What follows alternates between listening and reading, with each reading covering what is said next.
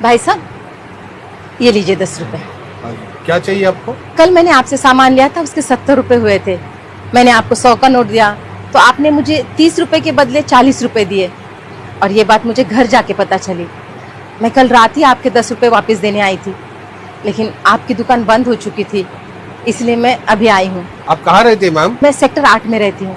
वहाँ से यहाँ तक 5 किलोमीटर, आप 10 रुपए वापस करने आए हो? अगली बार सामान लेने आती तब दे देती, और इस 10 रुपए से मुझे कोई फर्क नहीं पड़ता। भाई साहब, मेरे पति अब नहीं रहे, लेकिन वो हमेशा कहते थे किसी का पैसा नहीं रखना चाहिए, जिसका पैसा है वो चुप रह सकता है, लेकिन हमने अगर किसी के पैसे रख लिए, ऊपर वाला सबका हिसाब करता है, और हमारे किए की सजा हमारे साथ साथ हमारे परिवार को और बच्चों को भी मिलती है।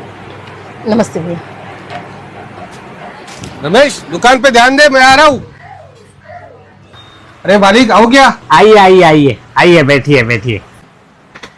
बताइए कैसे आना हुआ आज? आपने मेरी दुकान से जो जो सामान खरीदा था उसका पैसा मुझे कल भिजवा दिया था, उसमें 300 रुपए ज्यादा थे। ये बात मुझे तुरंत समझ में आ गई थी, लेकिन लालच में मैंने वो रुपए रख लिए।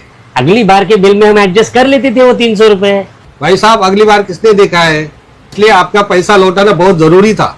ऊपर वाला कब कैसे हिसाब चुकता करे ये किसने देखा है? शायद इसकी सजा मेरी बीवी बच्चों को भी लग सकती है। ये लीजिए आपके 300 रुपए। नमस्ते।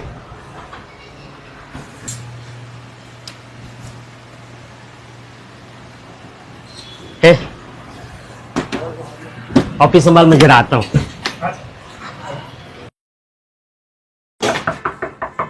जी बेटा, घर में कोई है? 1 मिनट, आइए ना अंकल, आइए अंदर आइए, बैठिए यहाँ पे। नमस्ते भाभी जी, मैं महेश का बहुत पुराना दोस्त हूँ और एकदम खास दोस्त।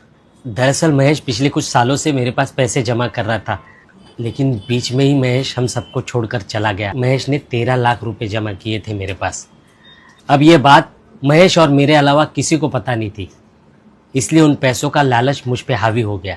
लेकिन आज एक दोस्त की वजह से मेरे ज़मीर ने मुझे पूरी तरह से झंझोड़ा, और फिर मुझे लगा कि अगर मैं किसी का पैसा खाऊं तो उसकी हाय मेरे बच्चों को लग सकती है, मेरे परिवार को लग सकती है।